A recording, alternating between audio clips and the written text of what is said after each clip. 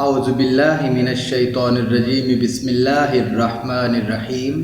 حضرت سیدنا زین العابدین رضی اللہ تعالی عنہ، اللہ تعالیٰ کے حضور آپ ساری زندگی سراپا التجا بنے رہے۔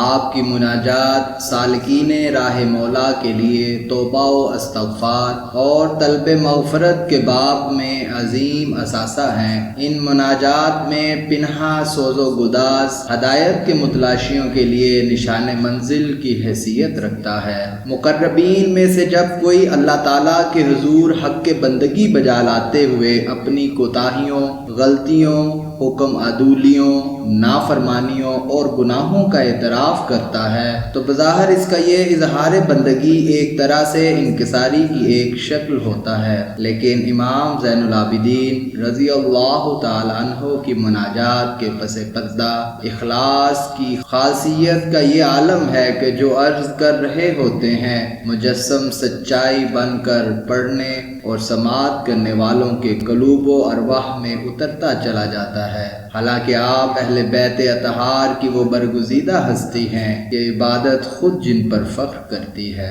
آپ رضی اللہ تعالیٰ عنہ کی حیات مبارکہ کے شب و روز کا مطالعہ کرے تو آپ کے وجود مسعود مجسم مناجات نظر آتا ہے۔ آپ تسلیم و رضا کے مقام پر فائز تھے۔ جب آپ وضو فرماتے تو چہرے کا رنگ زرد ہو جاتا، عبادت کے لیے کھڑے ہوتے تو لرزہ بر اندام ہو جاتے۔ شب و روز قیام کے باعث پیروں میں ورم رہتا، نعمت ملے یا آزمائش کا مرحلہ ہو، ہر حالت میں حق سبحانہ تعالی کے حضور سجدہ ریز ہوتے اور اس وقت تک سجدے سے سر نہ اٹھاتے جب تک پسینہ میں شرابور نہ ہو جاتے۔ جب رمضان المبارک کا مہینہ آتا تو آپ کی انکساری کمال تک پہنچ جاتی، سوائے تسبیح و استغفار کے کوئی اور بات زبان سے نہ نکالتے اور خشیت الہی میں اکثر غشی طاری ہو جاتی۔ آپ کے حج کے احوال میں ابن عینیہ کہتے ہیں کہ جب آپ رضی اللہ تعالی عنہ کی سواری